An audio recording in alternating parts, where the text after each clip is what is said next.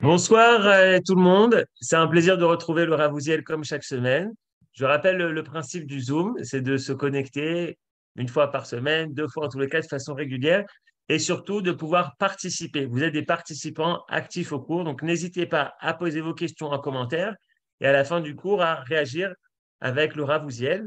On continue donc, grâce à Midreshet Yehuda Manitou, à explorer la Torah écrite de Manitou et le thème l'exil de Dieu et le malheur des hommes. Bechavod Ravouziel. Erev Tov, effectivement, on va terminer avec ce soir, on va terminer l'enseignement de Manitou dans cet article. Toujours je rappelle, c'est dans La Parole et l'Écrit, les textes qui ont été compilés et rassemblés par M. Marcel Goldman. Et donc, dans ce texte, on avait vu, puisqu'on avait terminé plus ou moins la lecture du texte la semaine dernière, on avait vu que Manitou avait terminé en nous expliquant que le mot Mishkan correspondait à quatre dimensions de la présence de la Shekhinah, Mishkan, de la même racine que Shekhinah, et il nous avait expliqué que c'était le même du Mishkan qui correspondait au roi, le Meler, le Shin qui correspondait donc au Shofet, et après ça, il y avait le Navi et le Kohen. On va revoir cette semaine, pas dans le texte qu'on a terminé, mais dans deux autres textes qui sont aussi dans le recueil fait par M. Goldman, La Parole et l'Écrit, deux textes dans lesquels Manitou revient sur cette idée. Et il va nous parler dans le premier texte, encore une fois, du Mishkan, c'est-à-dire des quatre dimensions dont on a vu maintenant. Et dans le second texte, il va parler plus précisément de ce que j'ai appelé dans le titre la présence de Dieu et le malheur des hommes, c'est-à-dire qu'il va nous parler du problème de l'exil de la Shekhinah, pour lequel il a consacré quelques lignes dans le texte que nous avons lu, mais qui n'a pas véritablement développé. En fait, ce thème, Manitou le développe en fait particulièrement dans un long article qu'il a écrit et qui s'appelle en hébreu Vayhi B'acharit Hayamim, et ce sera à la fin des temps, dans lequel Manitou explicite quelles sont les différentes possibilités qui sont apparues chez les penseurs en général au sujet de la Shoah. C'est-à-dire comment peut-on parler, expliquer la Shoah. Et c'est dans ce texte particulièrement qu'il met l'accent sur l'exil de la Shekhinah. Mais on va le voir aujourd'hui dans un autre texte plus court qui nous permettra je ne veux pas dire en résumé, mais en tout cas de nous donner une idée de la façon dont Manitou aborde le problème de la Shoah. Donc je vais commencer par le premier texte qui va reprendre l'idée qu'on a vue la semaine dernière sur les quatre dimensions de la Shekhinah. Et voilà. Je suppose que vous le voyez maintenant. Et donc, ce que fait ici Manitou, c'est il reparle du même verset exactement. Donc, c'était exactement le même texte que l'on a vu, pas le même texte, mais le même verset qui est cité par Manitou.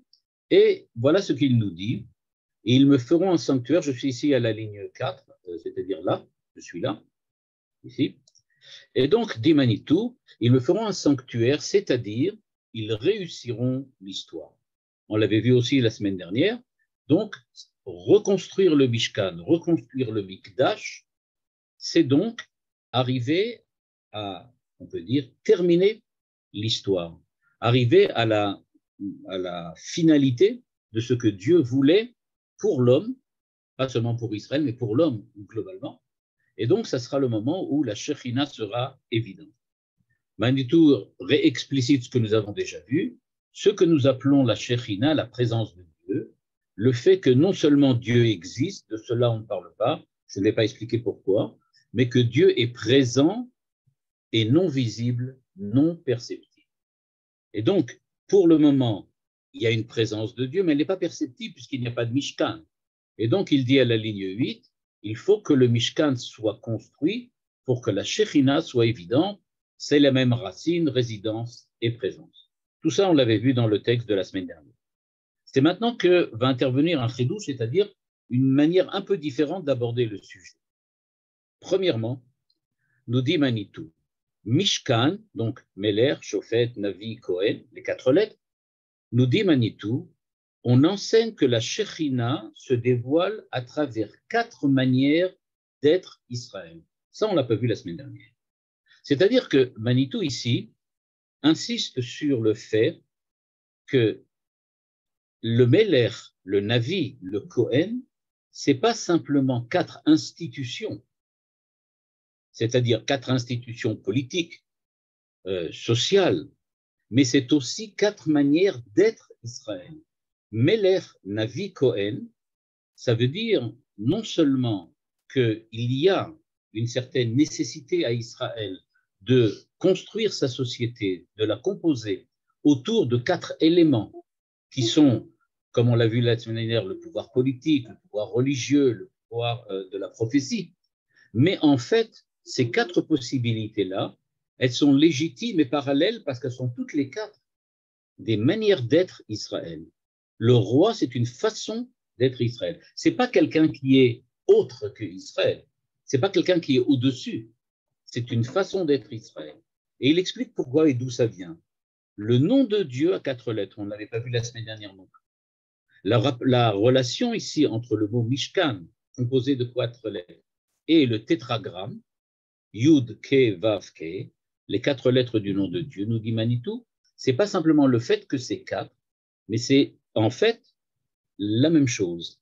Le nom de Dieu a 4 lettres parce qu'il y a 4 façons de parler de Dieu, de penser Dieu, qui correspondent à 4 manières d'être Israël, qui correspondent aux 4 institutions qui s'appellent le pouvoir politique, le pouvoir religieux, le pouvoir judiciaire et le pouvoir spirituel.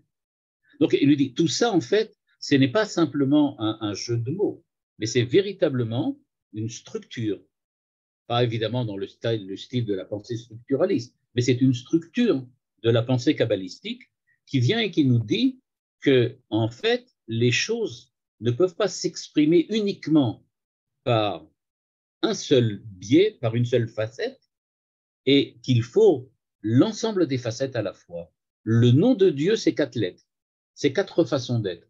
On ne peut parler de Dieu que si on est, en fait, présent face à 4 possibilités.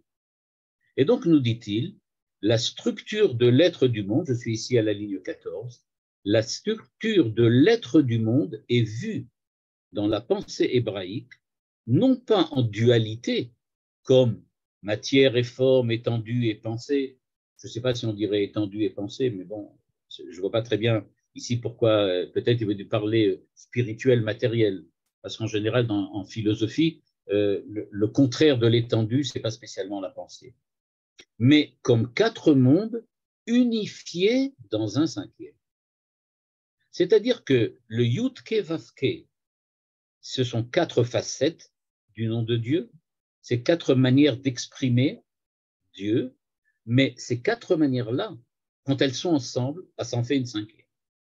C'est-à-dire qu'il y a 5 façons, on peut dire 5 manières, mais une qui est l'unification des 4. Je vous rappelle qu'on avait déjà vu dans les textes, dans les autres textes de Manitou que nous avons eu la possibilité d'étudier, on avait déjà vu effectivement que Manitou insistait sur ce qu'il appelle l'unification des valeurs. Il disait toujours que chaque valeur a une valeur en tant que telle, chaque valeur est légitime, elle n'est pas seulement légitime, elle est indispensable. La charité est indispensable, la rigueur est indispensable, la bonté est indispensable. Mais chacune d'elles, si elle est prise toute seule, elle est, on peut dire d'une certaine façon, presque inutile. Ce qu'il faut, c'est la voir, la percevoir à l'intérieur de l'ensemble unifié de toutes les valeurs ensemble. Et il disait que le rôle d'Israël était d'apporter à l'humanité cette façon de regarder le monde, cette manière d'être qui est d'unifier les valeurs. Eh bien, nous dit-il, le nom de Dieu représente exactement cela. C'est l'unification des valeurs. L'unification dans le 5e nom, qui est Yud-Ke Vav-Ke ensemble. Quand on met les 4 lettres ensemble et qu'on obtient le tétragramme, c'est la manière unifiée de regarder le Yud, le He, le Vav et le He. chacune des lettres a sa valeur, elle est légitime, sans elle, le nom n'est pas un nom, mais en fait, elle n'a de valeur que parce qu'elle est unifiée à l'intérieur du mot, du nom, Yud Ke Vav Ke, du tétragramme. Et donc, nous dit-il, il n'y a pas de dualité. Il n'y a pas de dualité. Nous ne sommes pas un monde dichotomique entre le 0 et le 1, entre ce qui est l'être et le néant, entre la matière et la forme. Et donc, il parle du cinquième. Eh bien, quand on va parler donc du Mishkan, eh bien, là aussi, c'est pareil. Il y a le Meler, il y a le Shofet, donc il y a le pouvoir politique, il y a l'institution politique, il y a l'institution juridique, le Shofet, il y a l'institution religieuse, le Kohen, il y a l'institution spirituelle, le Navi, mais chacune d'elles est extrêmement importante, elle est essentielle. On ne peut pas s'en passer, mais il n'en demeure pas moins que c'est quand les quatre sont là, présents ensemble, qu'on a le cinquième qui s'appelle Mishkan, c'est-à-dire Shekhinah. La Shekhinah, c'est donc le cinquième élément qui est en fait fondé sur l'unification des quatre autres. Les quatre lettres du nom de Dieu expriment la souveraineté du Dieu unique, du Créateur, par rapport à ces quatre manières d'être du monde. Donc il y a quatre manières d'être du monde. Et à ce moment-là, on retrouve la souveraineté de Dieu. Le nom de Dieu ne représente pas Dieu, il représente Dieu souverain, c'est-à-dire Dieu qui dirige le monde. Parce que les quatre lettres ne représentent pas des parties ou des composantes du divin, elles ne représentent pas des parties de Dieu, ce ne sont pas des composantes à l'intérieur de l'être divin. Ce sont quatre manières d'être du monde. Et ces quatre manières d'être du monde, dans leur relation avec le Créateur, fait que le nom de Dieu, Yud Ke Vav Ke, le tétragramme, est donc la façon dont on exprime la présence de Dieu au monde, ce que Manitou appelle ici la souveraineté. Et donc, c'est grâce au fait que le monde peut être regardé selon quatre dimensions, politique, juridique, judiciaire, religieuse, et ces quatre manières d'être, quand on les unit, on trouve la Shekhinah, c'est-à-dire la façon de pouvoir permettre à Dieu d'être souverain dans le monde. Ligne 18, en jaune ici, la Shekhinah comme véhicule, quatre manières réussies d'être Israël, d'être l'homme, par rapport aux quatre attributs fondamentaux de la souveraineté de Dieu envers l'être du monde qu'il a créé. Et là, encore une fois, Manitou essaye de nous, on peut dire comme ça, de nous initier à la pensée de la Kabbale à sa manière. C'est-à-dire que maintenant, il insiste. Jusqu'à présent, j'ai parlé, nous dit-il, des quatre manières d'être du monde. Mais alors maintenant, si le mot Yud Ke Vav Ke, le tétragramme est recomposé, alors à ce moment-là, on a une présence, on a la Shrina. Alors cette Shrina, alors, qu'est-ce que ça veut dire la Shrina? Eh bien, il nous dit, la Shrina a comme véhicule quatre manières réussies d'être Israël. Il y a une façon de réussir qui s'appelle le pouvoir judiciaire, le pouvoir politique, le pouvoir religieux. Ce sont des manières réussies d'être Israël. Mais c'est aussi une manière réussie d'être l'homme. Pas seulement Israël. Parce qu'Israël, à ce moment-là, s'il effectivement, il est capable, si Israël est capable, susceptible, d'amener Dieu à être souverain sur le monde, c'est pas seulement souverain sur Israël, on ne dit pas mon Dieu, Dieu n'est pas mon Dieu. Dieu est Dieu, Dieu du monde, Dieu de l'ensemble de l'humanité, Dieu universel. Et donc, c'est le Dieu, pas seulement d'Israël, mais de l'homme. Et tout cela, nous dit-il, c'est en parallèle avec les quatre attributs fondamentaux de la souveraineté de Dieu. C'est-à-dire que Dieu est roi, effectivement, il est le souverain, il est aussi le Shofet. Ah, on le voit bien à Rosh Hashanah Yom Kippour, Dieu nous juge. Il est aussi le Kohen, c'est-à-dire qu'il est celui qui nous permet, qui est le vecteur de la spiritualité, du côté religieux, qui doit nous élever par-delà ce qu'il appelait tout à l'heure l'étendue et la matière. Et donc, ce que nous voyons ici, c'est qu'il y a dans le Yud Ke Vav Ke, dans le tétragramme, une espèce de focalisation de l'ensemble des vectorisations, j'aurais dit, des directions qui existe dans la relation entre Dieu et Israël. Il y a aussi bien la façon dont l'homme est homme, c'est-à-dire quelque chose qui va de bas en haut, comment être réussi en tant qu'homme, mais il y a aussi, comme il le dit ici maintenant, la Shrina qui a besoin d'un véhicule, c'est-à-dire qui a besoin d'apparaître dans le monde. Dieu a besoin de bas, de haut en bas, de venir, d'être présent. Et ça se fait par l'intermédiaire des 4 manières réussies d'être un homme, d'être Israël. Et donc il revient ici sur les idées qu'on avait déjà vues. La société d'Israël dans sa cohérence se constitue autour de 4 personnages, le roi, le juge, le prêtre et le navi, on avait vu. Ces 4 fonctions sont nécessaires pour que la société soit cohérente et l'une ne doit pas prendre les prérogatives de l'autre. Ça aussi, on l'avait vu. Il avait insisté sur le fait qu'il ne faut absolument pas que le côté Cohen et le côté Melech se focalisent dans une seule et même personne. Ce n'est pas la même chose, vous avez dit. Et donc ici, c'est exactement pareil. Il y a donc 4 fonctions de l'être, 4 fonctions de l'être. Ces 4 fonctions procèdent des 4 êtres du monde, on l'avait dit donc avant, et ils se traduisent dans la société. Elles sont toutes les 4 indispensables, il ne faut pas les mélanger. Les initiales du mot Meler, ça nous donne Mishkan, les lieux 5. Les 4 fonctions sont là et sont cohérentes. Le Beth Amikdash est construit et le Mishkan et la Shrina peuvent se dévoiler. Lorsque le temple a été détruit, eh bien, le Shabbat s'est fait profond en Dieu.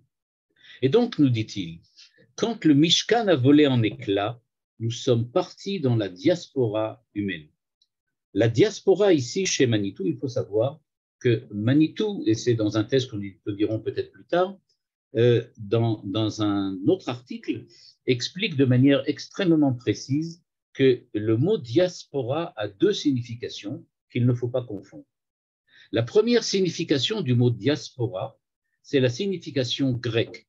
La signification grecque, c'est celle que Manitou, à laquelle Manitou fait ici allusion, mais on ne peut pas le savoir si on ne connaît pas le grec et si on ne sait pas exactement ce que ça veut dire, parce que Manitou écrit à la ligne 8, lorsque le Mishkan a volé en éclats. Pourquoi a-t-il utilisé cette formule un petit peu poétique? Le Mishkan a volé en éclats. On n'a pas vraiment entendu parler d'explosion quand on a parlé de la destruction du temple. Que veut-il dire là? Diaspora dans la pensée grecque, c'est véritablement ce que l'on entend quand on parle de quelque chose qui explose et qui vole en éclats. Ça veut dire que la construction d'origine a disparu et il ne reste plus que les éclats, les morceaux qui s'éparpillent dans l'espace. Au niveau de la pensée grecque, diaspora veut dire que l'unité, l'un avec un grand U, qu'un UN, l'un, par exemple l'un plotinien, eh bien l'un, l'unité, a disparu et il ne reste que le multiple. C'est ça la diaspora grecque. Le terme grec veut dire qu'il y a eu passage de l'unité au multiple par la destruction absolue de ce qui faisait l'unité et l'un. Et donc, nous dit Manitou, nous sommes partis dans la diaspora humaine. Ça, c'est la pensée grecque. Mais, dit-il dans son article, que, comme j'ai dit, qu'on l'étudiera peut-être, il dit aussi, mais il faut savoir que dans la pensée hébraïque, la pensée biblique, le terme de diaspora, le terme d'exil, se dit tfutsa, tfutsot. Et quand on veut dire tfutsot en hébreu, ça ne veut pas dire éclat, c'est-à-dire que les débris volent dans l'espace, mais cela veut dire que l'on éparpille l'unité qui continue à être présente. Il s'agit de multiplier l'unité sans la détruire. Et donc, nous dit Manitou ici, le Mishkan a volé en éclats et nous sommes partis dans la diaspora humaine. C'est-à-dire que quand le temple a été détruit, il reste quand même quelque chose de cette unité, ne serait-ce le fait que, comme dans un yo-yo, on s'éloigne de la main, mais on va revenir, parce que l'élan a été donné pour pouvoir revenir. La présence divine s'est évanouie, et donc Si on était dans une diaspora grecque, tout serait déjà terminé. Il y a eu un éclatement. Nous sommes partis, plus jamais nous reviendrons. Mais en fait, dit Manitou, c'est pas cela. Le Shabbat s'est fait profond. Le Shabbat, c'est le Shabbat de Dieu. Dieu est parti. La Shrina est partie. Donc, l'unité a disparu. Mais elle s'est fait profond en Dieu. C'est-à-dire que le Shabbat de Dieu continue à respecter l'unité de Dieu. Le fait que Dieu soit absent, ça ne veut pas dire que Dieu n'est pas présent par son absence. La présence de Dieu, c'est précisément son absence. L'absence du Créateur, c'est l'appel du Créateur à la réunification, au retour, à la représence. Et donc, ce qui se passe, c'est qu'Israël devient le représentant de l'absence de Dieu. Nous représentons l'absence, c'est-à-dire nous sommes dispersés parmi les nations. Mais quand nous sommes dispersés parmi les nations, nous représentons, c'est-à-dire que nous redemandons une présence de Dieu, encore une fois. Nous la représentons, nous la voulons au présent. Eh bien, cette représentation, ou cet représentement, je ne sais pas comment on pourrait le dire, pour utiliser une espèce de néologisme, eh bien, cette représentation, ça serait précisément le fait que le Shabbat disparaisse et que nous rentrions encore une fois dans une ère d'une shrina, d'une présence de Dieu qui sera dévoilée. La résurrection d'Israël, la délivrance, c'est donc, nous dit Manitou, la représentation, le renouveau de la présence, qu'il appelle ici la reconstruction du Mishkan.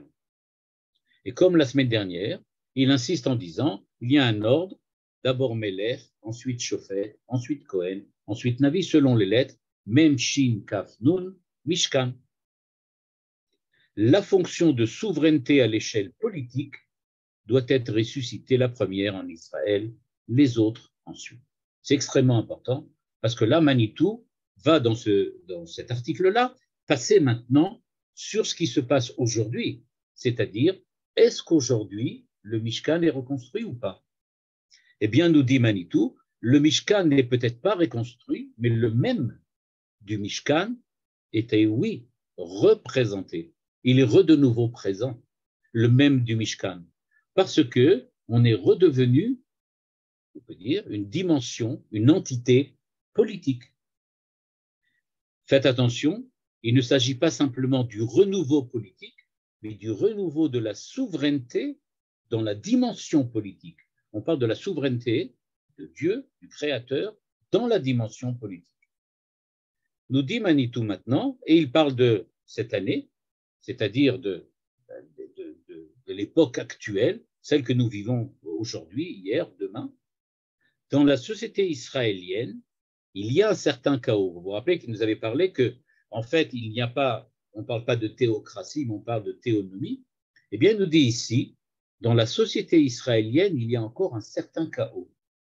On ne dit pas la loi, on ne connaît pas encore le rite et personne n'explique. Il y a un gouvernement, certes, et cela est bien, mais la fonction du Shofet n'est pas encore assise, ni celle du Kohen, ni celle de Navi. C'est-à-dire, regardez qu'est-ce qu'il a fait. Il nous dit, il y a un chaos. Pourquoi? Parce qu'on a déjà la politique. Ça, c'est vrai. On a une souveraineté politique. Bon, il y en a beaucoup qui discutent comment il faudrait la faire. Mais il dit, il y a un problème, dit Manitou. On n'a pas encore le Shofet, on n'a pas encore le juge. C'est ce qu'il appelle, on ne dit pas la loi. La loi, la Torah, ce qu'il avait appelé la théonomie, n'est pas encore véritablement instituée. On n'a pas non plus le Kohen. C'est ce qu'il appelle ici, on ne connaît pas encore le rite.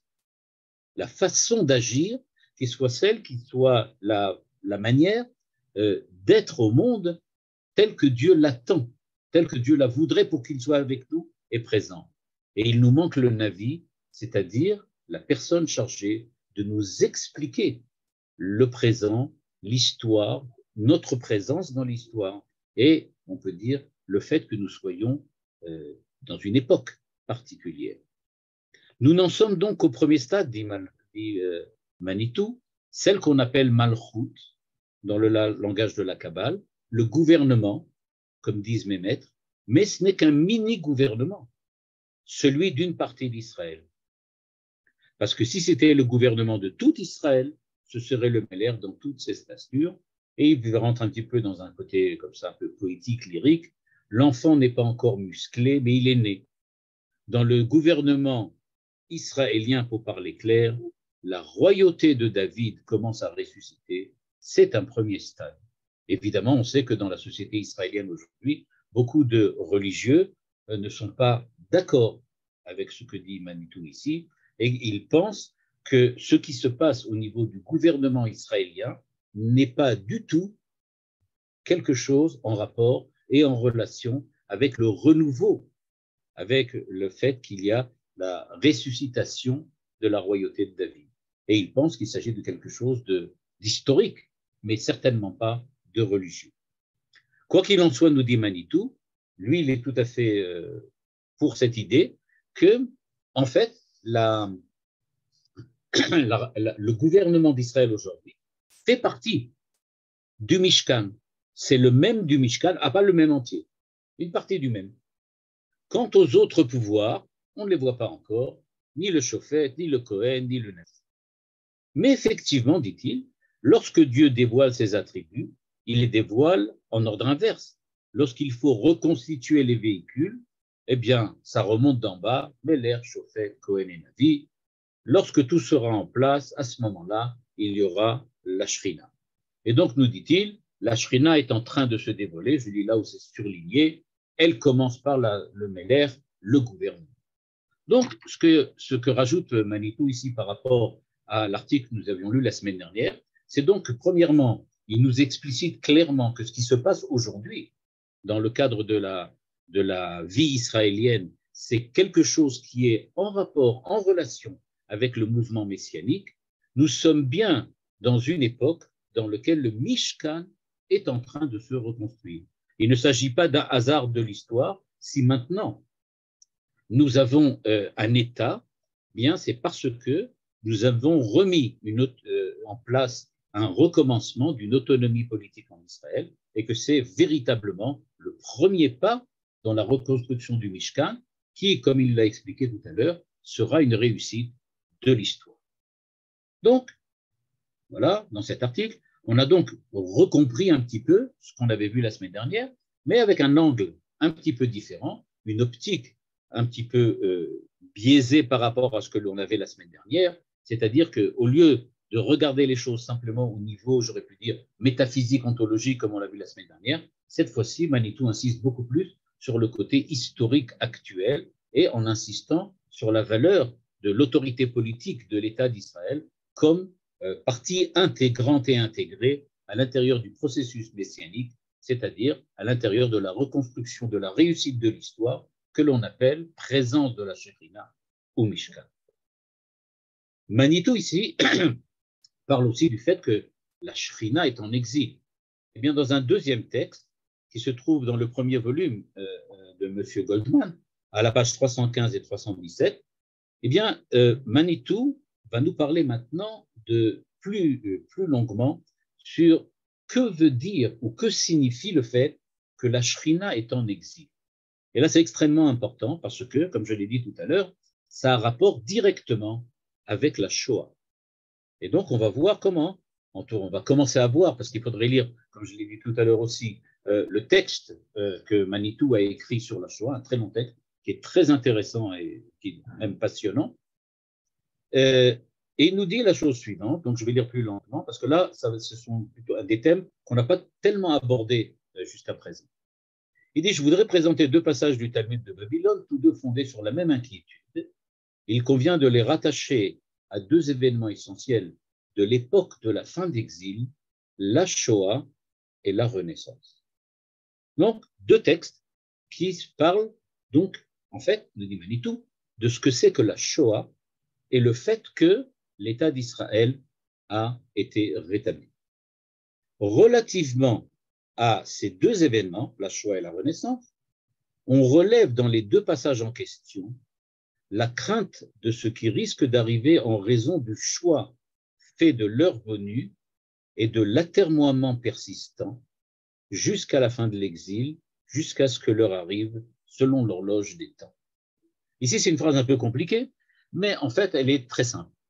Manitou nous dit que, on va le voir, il y a deux possibilités pour la rédemption, pour la Géoula, pour la Yeshua d'arriver.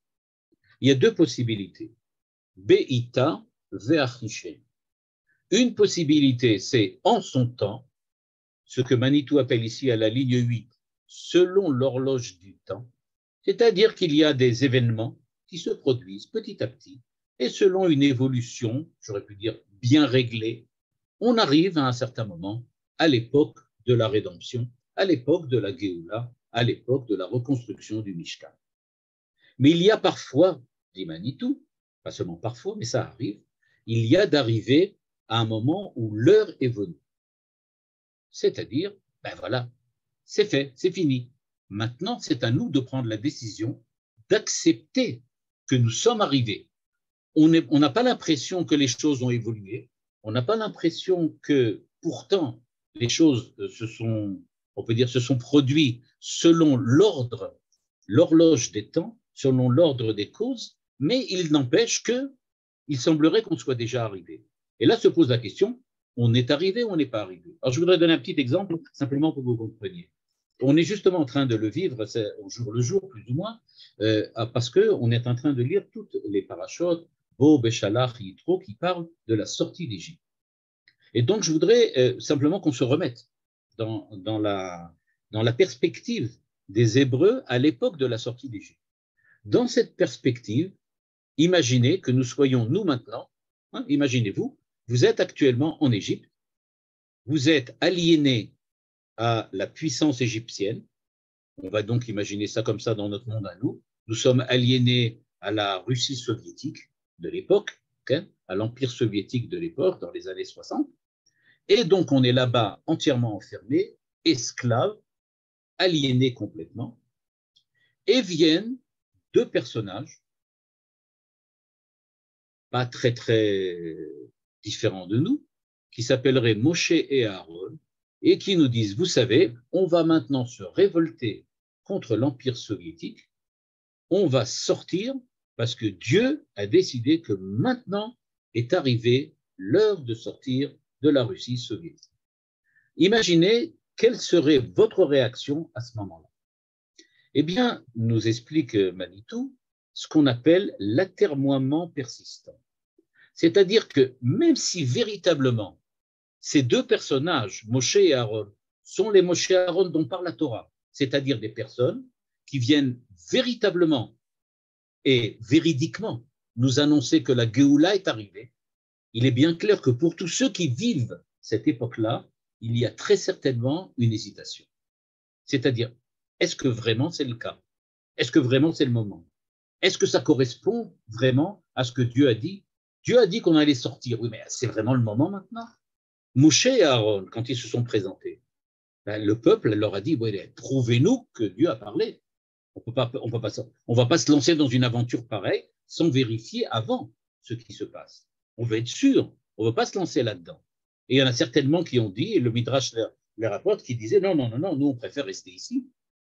Tu ne nous as pas convaincus. Ils ont parlé à Moshe et Aaron, et donc vous ne nous avez pas du tout convaincus. Nous, on préfère rester là. Pourquoi aller se battre et se faire massacrer? Non, on n'a pas envie. On ne veut pas se battre. Et si vous avez remarqué, à la fin de la parashat Shemot, je crois, ou de Vaera, je ne me rappelle plus, dans un des derniers versets, les capots de l'époque d'Égypte, là-bas, donc dans l'Égypte, sont venus voir Moshe et dire, regardez, depuis que vous avez annoncé votre histoire de Géoula, eh bien, la situation n'a fait qu'empirer. Il n'y a rien de... Non seulement les enfants d'Israël n'ont pas été sauvés, mais en fait, maintenant, c'est même pire. Donc, en fait, on voit qu'ils n'étaient pas les seuls.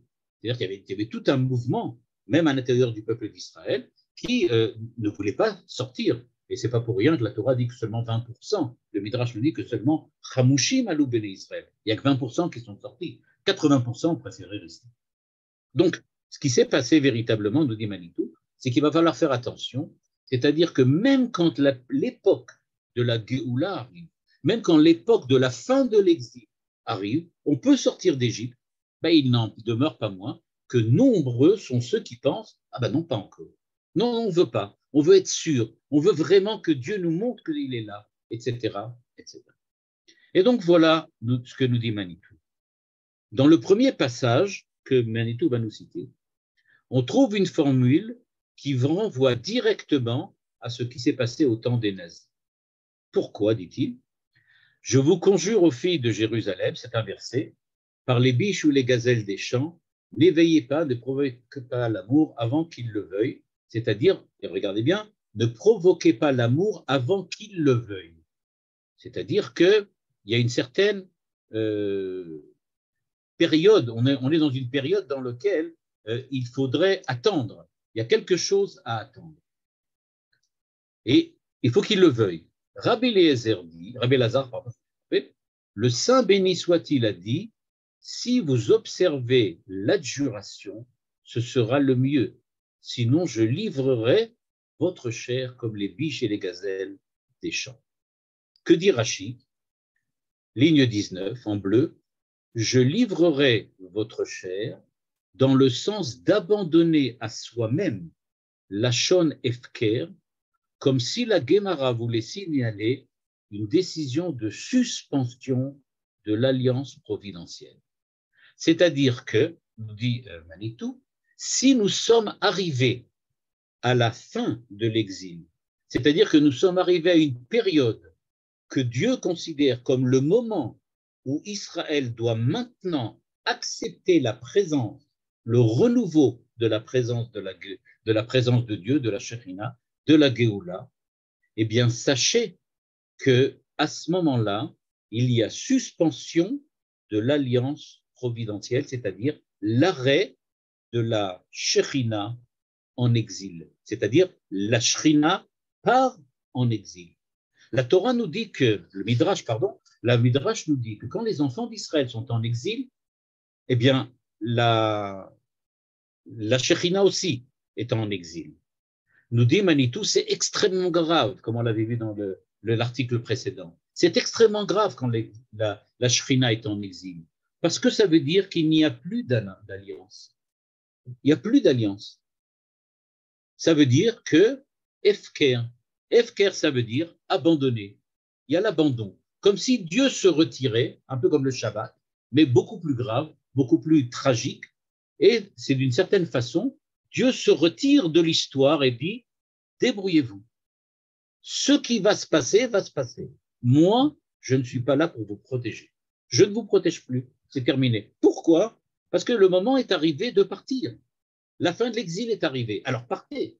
Maintenant, si vous décidez de rester, vous ne pouvez pas me demander de faire les deux à la fois. C'est-à-dire, d'une part, vous sauver en terminant l'exil et d'autre part, vous protéger en exil. Il faut choisir. Il y a l'exil est terminé, ça veut dire que j'arrête de vous protéger. Maintenant, à vous d'agir, à vous de revenir.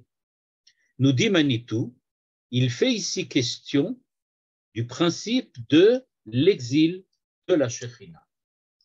La formule selon laquelle, lorsqu'Israël est en exil, la Shekhinah est en exil, que j'ai cité tout à l'heure, est une formule familière à tout croyant.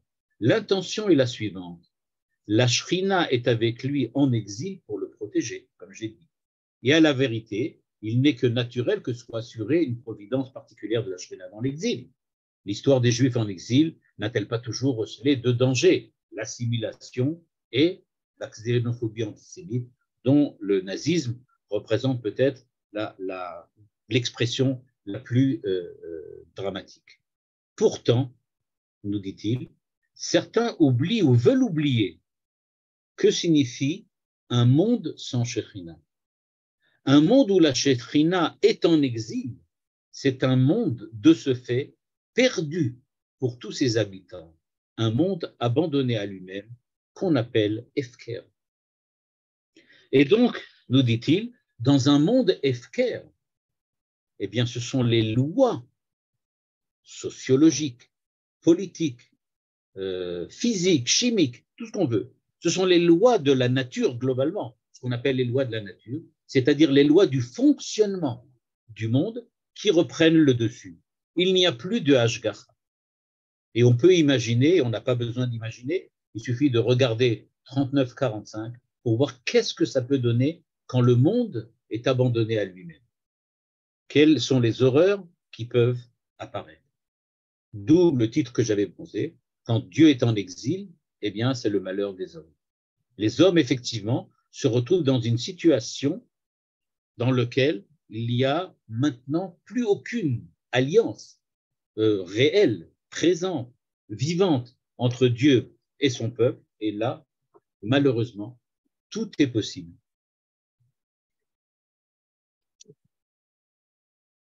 Avec l'exil de la Shekhinah des Manitou consécutif à l'exil d'Israël, le monde entre dans une ère où la providence divine n'est plus assurée, en particulier à la suite de la fin de la prophétie. Ceci étant, nous dit-il, il y a différents éléments pour lesquels il faut faire attention. On parle quelquefois de Galut Ashrina, l'exil de la Shrina. Mais il existe un autre terme en hébreu qu'on appelle Esther Panim, le fait que Dieu voile sa face. Esther Panim. Il nous dit, je vous ai expliqué ce que c'était l'exil de la Shrina, donc le Hefker. Alors qu'est-ce que c'est Esther Panim, qui renvoie évidemment à la notion de la Megillat Esther. Et donc il convient de faire la différence. En fait, à la lumière de la terminologie biblique, l'exil de la Shrina renvoie à la notion de Aster, Astir et Panay. Il s'agit du voilement dans le voilement.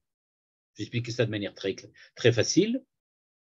Quand la Shrina est voilée, elle est absente, je ne la vois pas. Quand elle est en exil, je ne vois même plus qu'elle n'est pas là. Même le fait qu'elle soit voilée est voilée. Je ne la vois même plus. J'ai perdu complètement la conscience qu'il me manque la Shrina. Non seulement la Shrina n'est pas là, mais en plus, j'ai même pas compris, j'ai même pas saisi qu'elle était absente. Pour moi, c'est comme si elle n'existait pas du tout. C'est ce qu'il appelle le voilement dans le voilement. Et donc, la notion de voilement de la face, dans son sens immédiat, en bleu devant vous, décrit la situation de ce monde-ci en général. C'est-à-dire, dans le monde où Dieu est absent, on parle donc de Galut Ashrina. Pardon, on parle de Esther Panim. C'est-à-dire la création, la fin des temps, c'est quand Dieu était présent. Quand il y avait des prophètes, Dieu était présent. Quand on n'est ni à la période de la création, ni à la période de la fin des temps, ni dans une longue période qui était celle de la prophétie, eh bien, on est dans Esther Panim. Dieu est voilé. Par contre, le voilement, dans le voilement, c'est l'exil de la Shekhinah. Donc, ce qui se passe dans un monde comme ça, eh bien, c'est qu'effectivement, nous sommes dans un monde Hefker. Et c'est pour ça, des Manitou, bien que l'ère de l'exil soit une ère de ténèbres, de catastrophes, etc., tant que la Providence peut étendre sa protection sur le monde, même de manière limitée, l'équilibre garantit le fonctionnement du monde, comme il est écrit, Dieu a fait correspondre l'un à l'autre, etc. Cet équilibre n'est atteint que grâce aux efforts de l'homme, mais il n'est pas hors de portée. Pourtant, lorsque le temps s'est écoulé, le temps imparti à l'exil, c'est-à-dire que nous sommes arrivés à une époque où l'exil est véritablement terminé, eh bien à ce moment-là, même la providence qui permet un certain équilibre à l'intérieur de l'histoire humaine disparaît, et à ce moment-là, on tombe dans la période d'Hefker, et dans cette période d'Hefker, tout peut arriver, même la Shoah. Donc, dans cette interprétation de Manitou, on voit donc bien que ce qui est important de noter, c'est qu'il y a donc 3 niveaux, j'aurais pu dire, de relation entre Dieu et Israël. Au moment où Dieu est véritablement présent, quand le Mishkan est construit, quand l'histoire est réussie, quand il y a la prophétie, au moment de la création, au moment des temps messianiques, eh bien Dieu est présent et il y a véritablement co-validité de la présence de Dieu et de la présence d'Israël sur sa terre. C'est-à-dire que tout se passe comme si nous agissions en entendant la parole de Dieu et comme si Dieu nous parlait directement en nous montrant comment agir. Il existe à l'opposé absolu de cela la période du Hefker dans lequel il n'y a pratiquement plus aucun contact entre Israël et Dieu. C'est-à-dire que nous n'entendons pas que Dieu est absent, mais nous n'avons même pas perception de cette absence.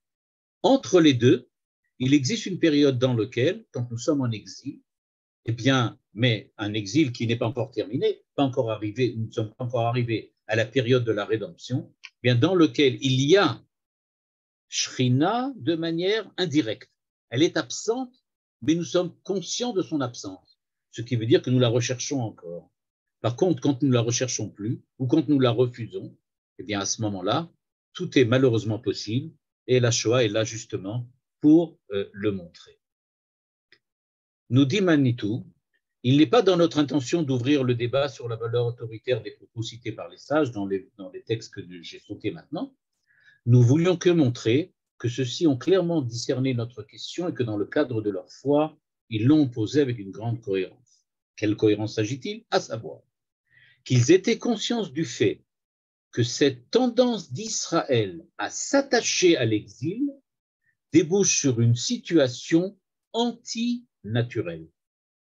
C'est-à-dire que le fait de vouloir rester en exil quand l'exil est arrivé à sa fin, à sa terminaison, eh bien, ça provoque une situation antinaturelle.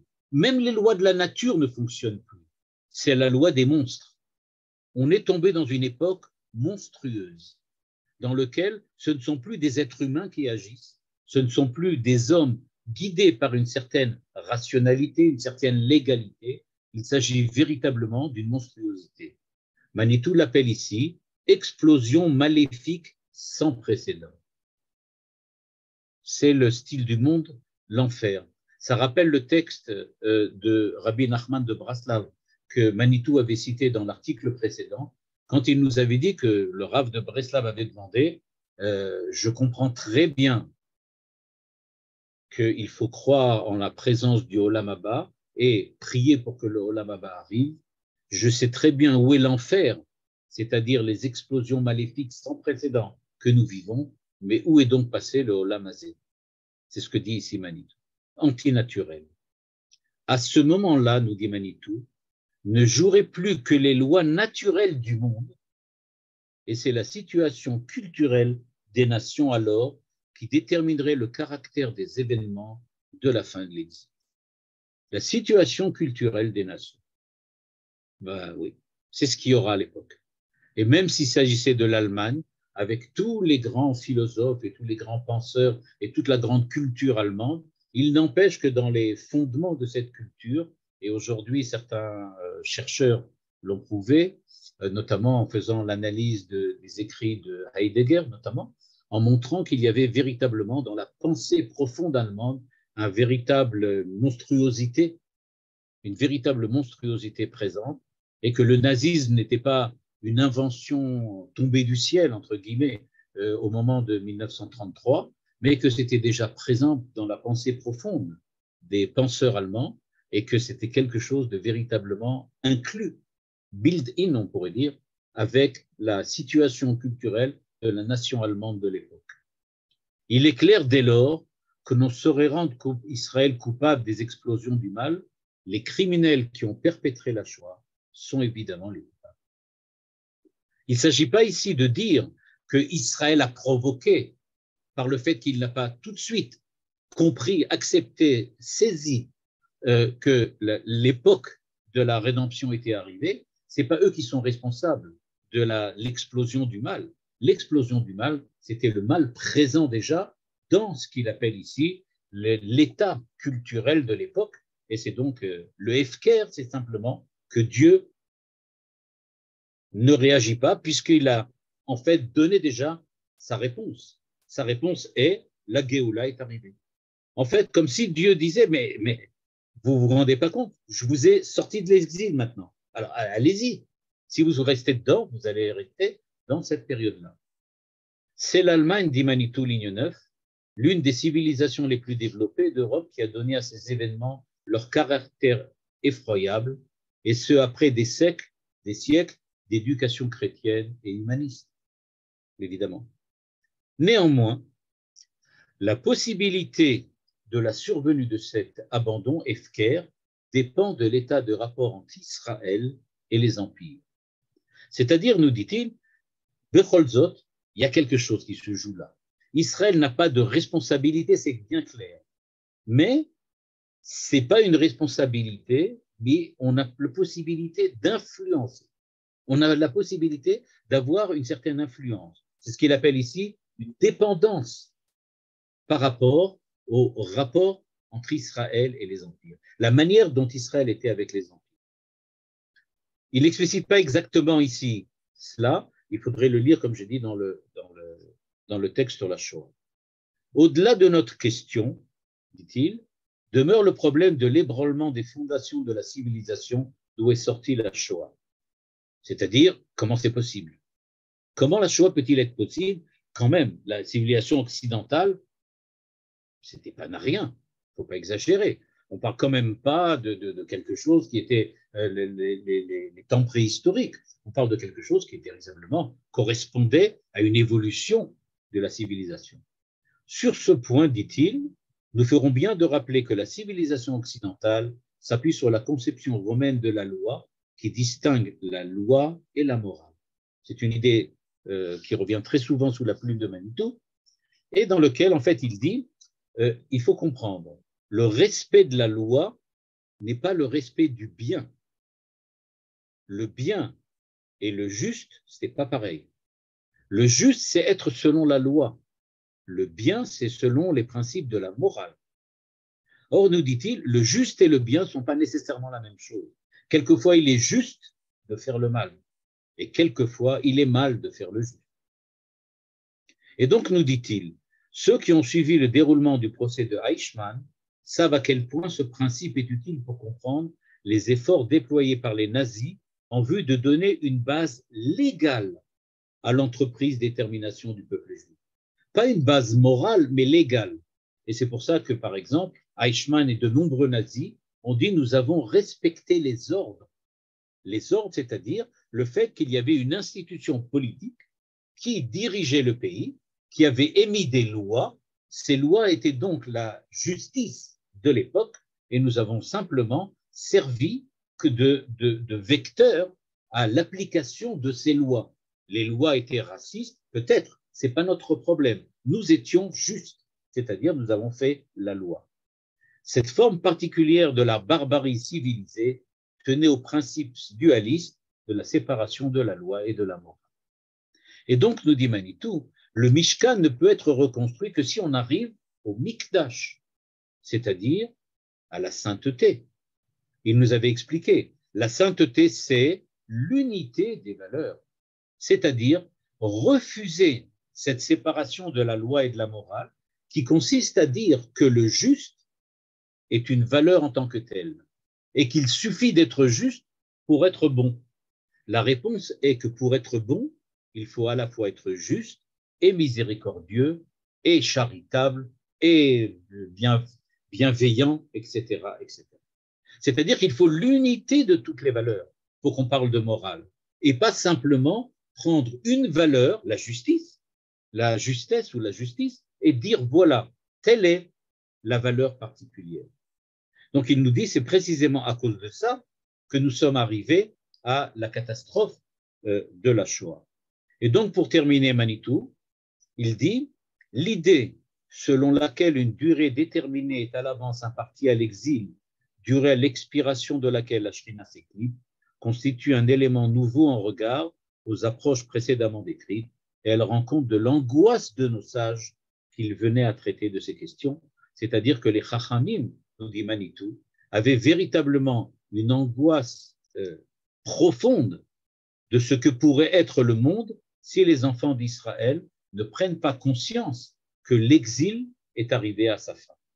Et donc, il y avait maintenant à prendre la décision que le temps de la Géoula est arrivé et qu'en tant que tel, nous avons le devoir de participer au mouvement de la Géoula, c'est-à-dire de participer au mouvement du retour d'Israël sur sa terre comme première étape de la reconstruction du Mishkan. Voilà pour cet article de Manitou, donc sur la construction de la société, la construction du Mishkan. Et Bezrat Hashem, la semaine prochaine, on va passer peut-être à autre chose, semble-t-il, sur le couple comme créateur justement de la société. Et on va essayer de comprendre qu'est-ce que c'est qu'un couple. Toda rabba, Ravouziel. Comme d'habitude, c'est toujours magnifique. Voilà, vous pouvez poser vos questions, vos réactions. Oui, Moti. Erev Tov, j'ai deux questions. Oui, Erev Tov, Rav Shmuel. Erev Tov. Premièrement, est-ce qu'il y a l'ordre dans Mishkan de Malchut, Shofet, etc., est un ordre nécessaire et obligatoire, et on ne peut pas d'abord une Keuna et ensuite un jour la Malchut viendra. J'imagine on doit respecter l'ordre la première chose la plus facile après la galoute, c'est la Malchut. Et après, on peut évoluer. Ça, c'est la première question. Deuxième question, j'ai un problème quand vous dites Dieu s'est retiré, ou même le Esser Panim. Moi je penserais que ça c'est plus dépendant de la perception de l'homme. La présence d'Akadosh Baruch Hu, elle est absolue. C'est pas lui qui j'ai du mal à comprendre qu'il se retire. L'homme, il entend moins, il voit moins. C'est une diminution ou un gamme qu'il y a au niveau de l'homme et qui fait que il ne comprend plus, il peut plus. Ça dépend pas de même la shrina, elle est là tout le temps. Donc, si on est en galoute ou ailleurs ou quoi, on l'aperçoit moins. Comprends? D'accord.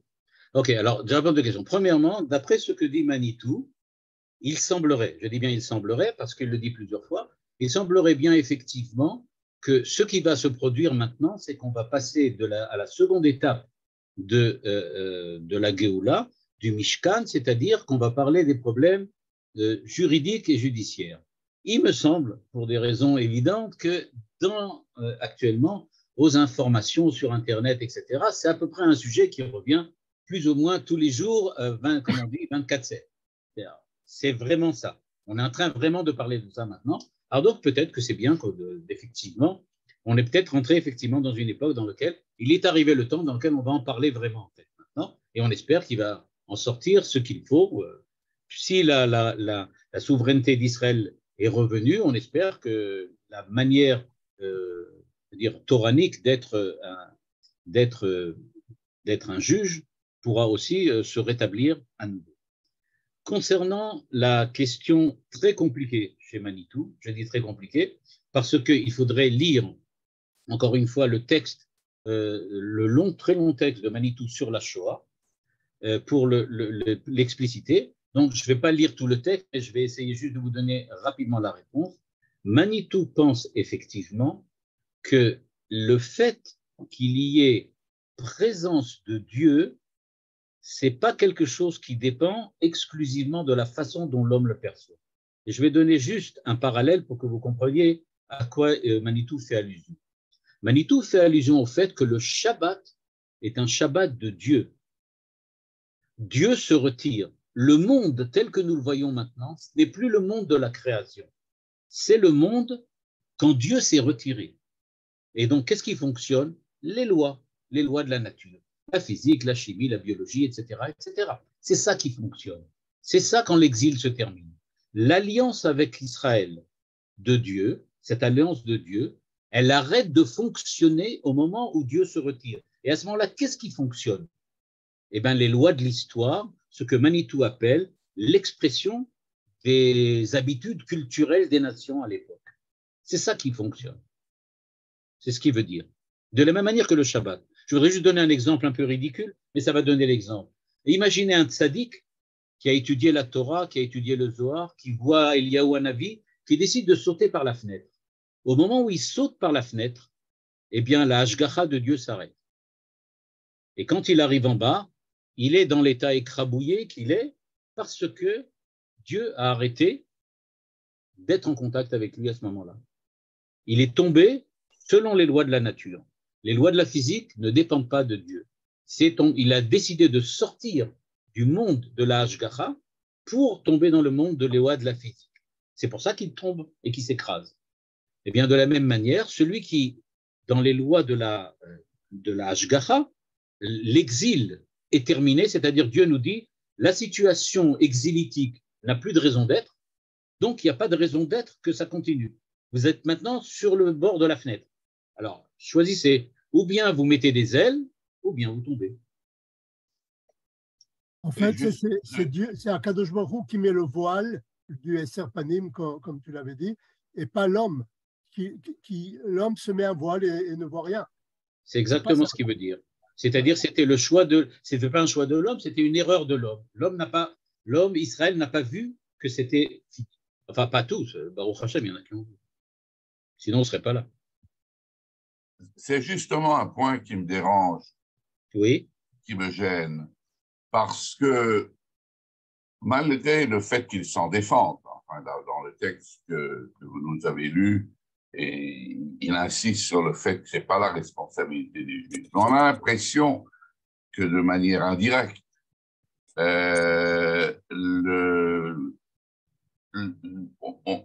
il y a un certain blâme qui est attribué au peuple juif du fait que, en 1922, lorsque le traité de San Remo a été établi en donnant un mandat aux Britanniques de créer un foyer juif, oui, tous les juifs du monde ne se soient pas immédiatement précipités pendant les 10 années qui ont suivi, c'est-à-dire jusqu'en 1933, et que par conséquent, il y a eu contribution du peuple indirect, juif à son propre malheur. Et ça, c'est une idée qui me rebute. Je veux dire, je pense que la Shoah ne peut en aucun cas être attribuée à une foule des Juifs. On rentre à ce moment-là dans un espèce comment dirais-je, de machine infernale qui nous conduit à des énormités. Je ne pense pas qu'il était évident, en 1922, qu'il s'agissait de la Géoula, que tout le monde devait partir. Et à ce moment-là, cette espèce d'idée qu'au fond, les Juifs auraient dû partir à ce moment-là et que n'étant pas partis, la Shrina les a quittés, c'est quelque chose qui est peut-être vrai, mais qui me gêne personnellement. Bon, alors là, dans le texte, pas dans le texte, mais dans le très long article que Manitou consacre à la Shoah, il amène 7 ou 8 idées, je ne me rappelle plus, je crois qu'il y en a 8, il amène 7 ou 8 idées, 7 ou 8 tentatives d'expliquer la Shoah d'une manière religieuse, et il les réfute toutes.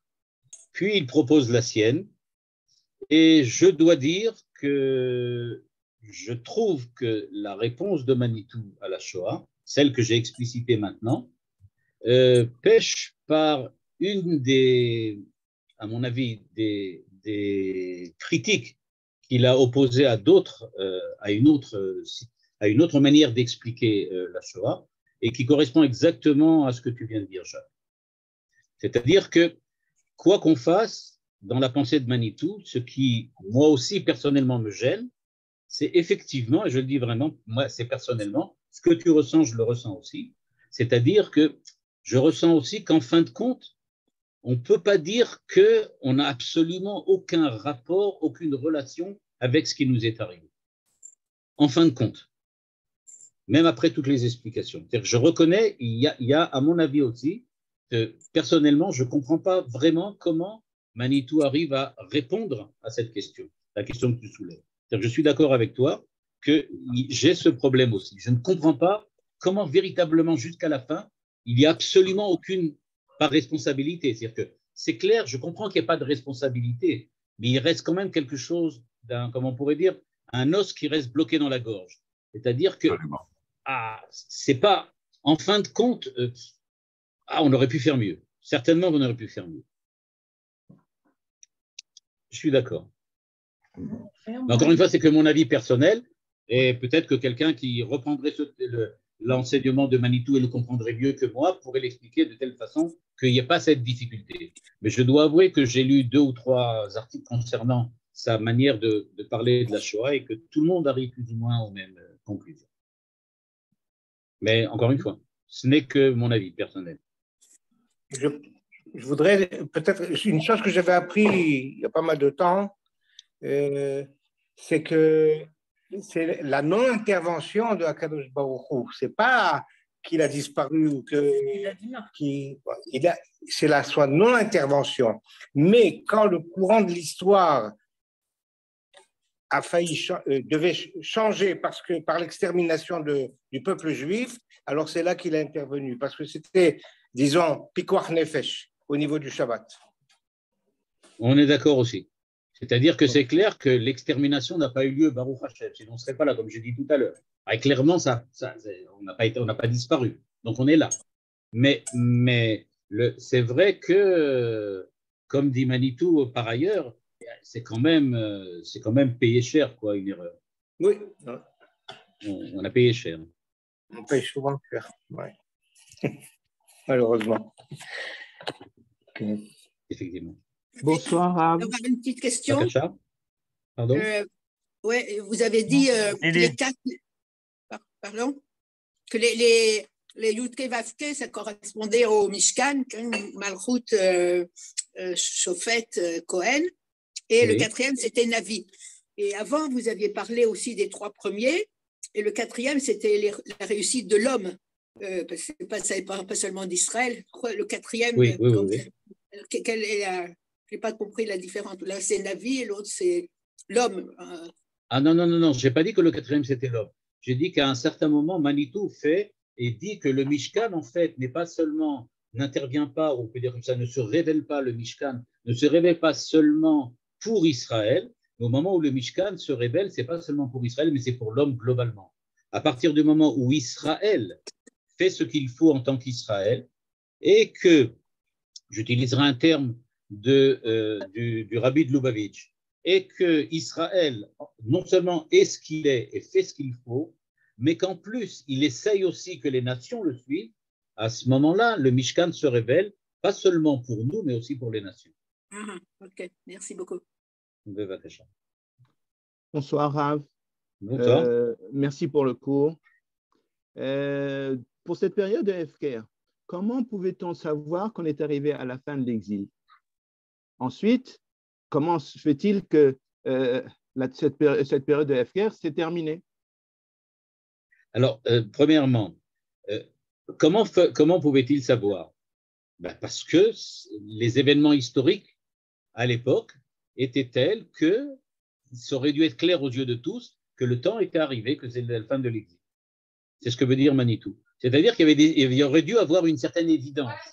Mais on était, dit-il, trop attachés d'une certaine façon à l'exil, c'est-à-dire que pour nous, l'exil était trop naturel pour que l'on puisse véritablement se détacher de la manière de voir qu'on avait avant. Et donc, on a été plus ou moins aveuglés par nos habitudes et on n'a pas réussi à décrypter le présent et le lire de la façon habituelle. Je dirais aujourd'hui que c'est un peu peut-être difficile de se l'imaginer, mais regardez par exemple les textes du Tanakh. Je sais pas, j'entends un bruit tout le temps, non? Imaginez dans les textes du Tanakh, dans lequel on voit les prophètes dire au roi d'Israël, vous devez faire attention et ne pas faire la guerre contre l'Égypte. Pourquoi? Parce que vous avez décidé de vous allier maintenant avec la Syrie, mais si vous alliez avec la Syrie, ça va être une catastrophe, etc., etc. À l'époque, pour tout Israël, c'est-à-dire à l'époque pour le roi et tous ceux qui étaient les dirigeants politiques d'Israël, c'était évident qu'une alliance avec l'Égypte ou une alliance avec la Syrie, c'était la chose qu'il fallait absolument faire. Et pourtant, ça les a menés à la catastrophe malgré le fait que le Navi leur a dit non, ne le faites pas. Donc, il faut comprendre, c'est quelque chose extrêmement difficile. Aujourd'hui, si on nous disait, je ne sais pas, imaginez, un prophète vient nous dire, vous savez, vous devez arrêter complètement d'agir contre l'Iran. Voilà. Comment on va faire? Nous, on voit bien qu'il va se passer. Alors, qu'est-ce qu'on fait? C'est pas évident. Eh bien, c'est ça la situation d'Israël au moment de la Shoah et après, entre les années 20 et les années 40. C'est-à-dire, c'était pas évident de penser que maintenant, tout a changé. Bien sûr. Et donc, voilà. Comment peut-on ne pas réaliser? Comme nous le faisons tous les jours. Il y a ceux qui sont aujourd'hui à gauche vous diront comment les gens qui ont voté à droite ne se sont pas rendus compte que c'est la situation dans laquelle on va arriver. Voilà la catastrophe qui va bientôt arriver. Et les gens de droite qui disent mais on ne comprend pas. Comment ces gens de gauche, ils ont pu ne pas voter quand ils voient et qu'est-ce qu'ils... Voilà. Et puis d'ici 1 an ou 2, quand on aura vu qu'est-ce qui va arriver, tout le monde dira ah oui, si j'avais su. Oui, d'accord. Mais qu'est-ce qui a fait que ça s'est terminé, cette période? Ah, pourquoi la période s'est terminée? Parce qu'en fin de compte, on dirait que Dieu est intervenu, tout simplement. C'est-à-dire, comme l'a expliqué tout à l'heure le monsieur qui est d'avant, Dieu, il y avait Pikuach Nefesh, parce que là, on arrivait vraiment à la catastrophe. Alors là, il y avait Pikuach Nefesh. C'est tout le projet, on allait arriver au début, je crois. C'est la comme catastrophe. Quand il nous a sauvés. Donc, il a fallu revenir en arrière. Comme le sauvetage d'Égypte. Guy. Oui. Et c'est pourquoi on prie dans la tfila de Hamida, on dirait c'est Hachem Tashuv Elenu, V'achar kach yeshod mishpat, V'techezena Elenu. On demande que Kadosh Baruch Hu nous ouvre les yeux, ou alors qu'on ouvre les yeux nous, pour voir que la Géoula arrive. Ça ne suffit pas que la Kadosh Baruch Hu revienne, il faut qu'on le voit revenir. De la même manière, des Rechagav, ce parallèle qui n'a pas de rapport, mais de la même manière qu'on dit Hachem Sefatai Tiftach ou Fiagit Ilapecha. C'est-à-dire que même pour prier, il faut demander à Dieu de nous aider à prier. C'est-à-dire que là aussi, on a besoin de l'aide de Dieu pour prier. Et pour voir, même pour prier, on a besoin de demander. Ouais.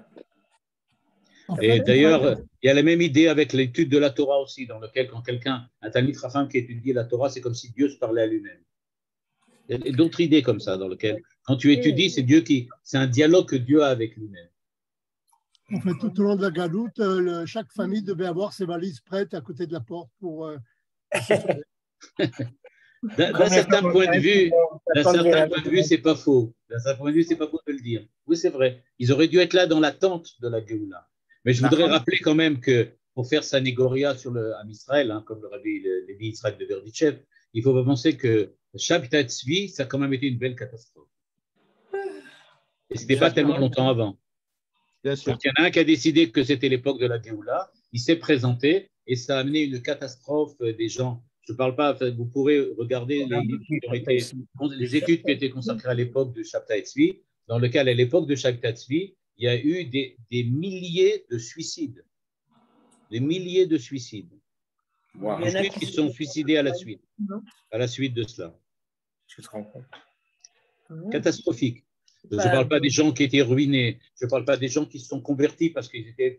Enfin, une catastrophe, une véritable catastrophe. Donc, on était un petit peu plus... après ça, on faisait attention quand même. Oui, mais je crois qu'il y a un minag, je ne sais pas si c'est Chassidi ou pas, qui est de préparer un vêtement pour le moment où le Mashiach va venir. Je sais qu'on parlait de quelqu'un à Yerushalayim, je ne me rappelle plus comment, qui disait tout le temps que le Mashiach va bientôt arriver, qu'il avait effectivement préparé tout ce qu'il fallait pour que si le Mashiach vienne, il puisse tout de suite partir. Et je crois qu'il était Cohen et qu'il avait déjà préparé des habits. Moi, j'ai étudié avec la femme d'un Cohen et elle nous avait expliqué que son mari a préparé tous les vêtements du Cohen. Exactement. Exactement. Voilà. Et les Chabadnikiyot, elles ont des tambourins tout près. Comme Myriam avait un tambourin tout près, les Chabadnikiyot, elles ont au mur près un tambourin. Ah, je leur conseillerais une guitare électrique ou quelque chose, c'est quand même plus. On finit avec des bonnes nouvelles, Baruch Hashem. Pour magnifique.